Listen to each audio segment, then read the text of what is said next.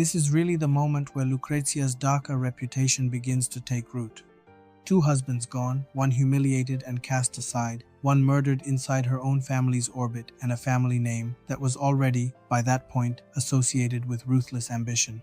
People began to whisper, and whispers, especially about a beautiful young woman living inside a pope's household, tend to grow into something far more dramatic than the truth. The stories that followed her were extraordinary. It was said she wore a hollow ring, secretly filled with a mysterious poison the Borgias supposedly used to eliminate their enemies, called cantarella. It was said she poured this poison into the wine of unsuspecting guests at lavish dinner parties, smiling calmly as her victims fell ill and quietly slipped away. Rumors even circulated about incest within her own family. None of this, not one detail, has ever been backed by real historical evidence. Historians who have spent careers studying the Borgias have found no trace of a poison ring, no confirmed recipe for cantarella, no credible account of Lucrezia orchestrating a single murder. The hollow ring, most likely, never existed at all. So where did all of this come from? Partly, it came from the very real violence surrounding her family. Her brother Cesare was, without question, capable of ruthless and calculated cruelty, and enemies of the Borgias really did have an unsettling habit of dying under suspicious circumstances. Lucrezia, simply by being close to that world, absorbed the fear and suspicion that surrounded her father and brother, even without evidence that she had personally done anything herself. And partly, the myth grew because a beautiful, intelligent young woman connected to scandal made an irresistible character for storytellers. Centuries later, playwrights and novelists would seize on her name and build something far more theatrical than the truth. In 1833, the French writer Victor Hugo wrote a play simply called Lucrezia Borgia, painting her as a monstrous poisoner. That same year, composer Gaetano Donizetti turned the story into an opera. Alexandre Dumas added his own dramatic touches not long after. By the time these works had circulated through Europe for a generation or two, the fictional Lucrezia, cold, calculating, murderous, had almost entirely replaced the real one in the public imagination. But here's where the story actually becomes, in some ways, more remarkable than the legend. In 1502, Lucrezia married for a third time to Alfonso d'Este, heir to the Duchy of Ferrara. And for the first time in her life, this marriage gave her something none of the others had: a genuine role of her own. Ferrara was a smaller state than Rome or Naples, but it was refined, cultured, and deeply invested in art, music, and learning. At first, the court was wary of her. Word of the Borgia name, and everything whispered about it, had traveled ahead of her. Many at court quietly worried she would bring scandal and danger along with her. She didn't. Instead, over the years that followed, Lucrezia built a reputation in Ferrara that had almost nothing to do with poison and everything to do with patience, intelligence, and genuine skill. She became a patron of poets and artists, supporting some of the most celebrated writers of her era. She managed the affairs of the duchy directly during her husband's frequent military campaigns, proving herself a capable and steady administrator in his absence. She gave generously to charity, supported the church, and, by most contemporary accounts, was genuinely respected, even beloved by the people of Ferrara. The woman once feared as a potential poisoner had become, in the eyes of her own adopted city, a wise and dignified duchess. She continued living in Ferrara until her death in 1519, following complications after the birth of her eighth child. She was only 39 years old. In the years and decades that followed her death, the darker legend she'd spent her adult life quietly working to escape came roaring back, amplified across the centuries by writers who found her scandalous reputation simply too irresistible to leave alone. So which version of Lucrezia Borgia is the true one? Historians today generally agree the answer sits somewhere in between the two extremes. She almost certainly wasn't the cold-blooded poisoner of Victor Hugo's imagination, but she also wasn't a completely powerless, empty-headed victim, as some later writers tried to paint her either, simply swinging the myth in the opposite direction. The most accurate picture is of an intelligent, educated woman born into one of the most dangerous and ambitious families in Renaissance history, who spent her first 20 years being used as a political tool by the men around her, and then spent the final 17 years of her life quietly, deliberately proving she was so much more than that. For 500 years, one name has carried a particular kind of weight.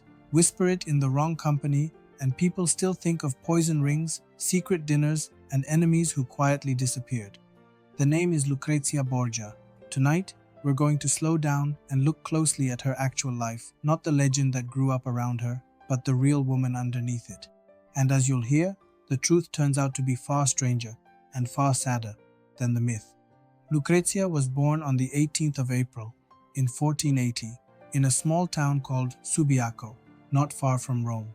Her father was a cardinal named Rodrigo Borgia, a Spanish churchman who was already, even then, one of the most ambitious men in Italy. Her mother was Vanozza de Catanei, a Roman woman known for her beauty and her quiet intelligence, who remained Rodrigo's mistress for many years. Technically, men of the church were supposed to live a life of celibacy. In practice, in Renaissance Rome, that rule was often treated more as a suggestion than a law, and Rodrigo Borgia fathered several children during his years as a cardinal. What made Lucrezia's position unusual, even among her siblings, was that her father formally acknowledged her as his daughter. That single decision mattered enormously. It meant she wasn't quietly tucked away and forgotten, the way many children born outside marriage were in that era. Instead, she grew up surrounded by scholars, poets, and churchmen, given an education that stretched well beyond what most women of her time were ever offered. She learned to read and write in several languages. She studied literature and rhetoric, and she was raised inside a household that valued sharp minds as much as good manners. In 1492, everything about Lucrezia's life changed in an instant. Her father was elected pope, taking the name Alexander VI. Overnight, 12-year-old Lucrezia went from being the daughter of a powerful cardinal to being the daughter of the most powerful man in the Catholic world. And in the political landscape of Renaissance Italy, a daughter like that wasn't simply a daughter. She was an asset, a piece to be moved carefully across the board of shifting alliances, rival city-states, and fragile peace treaties. Her first marriage came just a year later, arranged to Giovanni Sforza, a member of a powerful ruling family from Milan. The marriage wasn't about love, and nobody involved pretended otherwise. It was about political alliance binding the Borgia family to the Sforzas at a moment when that connection was useful to her father. For 4 years, Lucrezia lived as Giovanni's wife, moving between Rome and the small territory he ruled. But political winds shift quickly, and by 1497, the Borgias no longer needed the Sforza alliance. In fact, it had become inconvenient. Her father and brother pushed for an annulment, and to make the legal case simpler, they publicly claimed the marriage had never been consummated, a humiliating and very public accusation for Giovanni, one he always denied. The marriage was dissolved, and just like that, 17-year-old Lucrezia was single again, purely because the political calculations had changed. It's worth pausing here, because this pattern, a marriage arranged for political advantage, then dissolved the moment it stopped being useful, would repeat itself throughout Lucrezia's early life. She wasn't being consulted about her own future so much as she was being deployed, the way a general might reposition a piece on a map. Her second marriage came in 1498, this time to a young man named Alfonso of Aragon, an illegitimate member of the royal family of Naples. By most accounts, this marriage was different. The two were genuinely fond of each other, and Lucrezia gave birth to a son, Rodrigo, named after her father. For a brief window, it seems she found something close to real happiness. But political alliances in Renaissance Italy were never permanent, and the Borgias soon found new reasons to align themselves with France instead of Naples. Alfonso, sensing the danger closing in around him, fled Rome in fear for his life. He was eventually persuaded to return, and in 1500 he was brutally attacked on the steps of St. Peter's Basilica, stabbed multiple times by unknown assailants. He survived the initial attack, and Lucrezia nursed him carefully back toward recovery. But weeks later, while he was still recovering in his own bed, he was strangled. Many historians believe the order came from Lucrezia's own brother, Cesare Borgia, who by then had become one of the most feared and ruthless political operators in all of Italy. There's no solid evidence that Lucrezia herself had any part in what happened to her husband. If anything, the record suggests she was devastated when she later signed her letters as a widow. She quietly changed the way she wrote her own name, as if marking the loss in ink. It's a strange kind of legacy.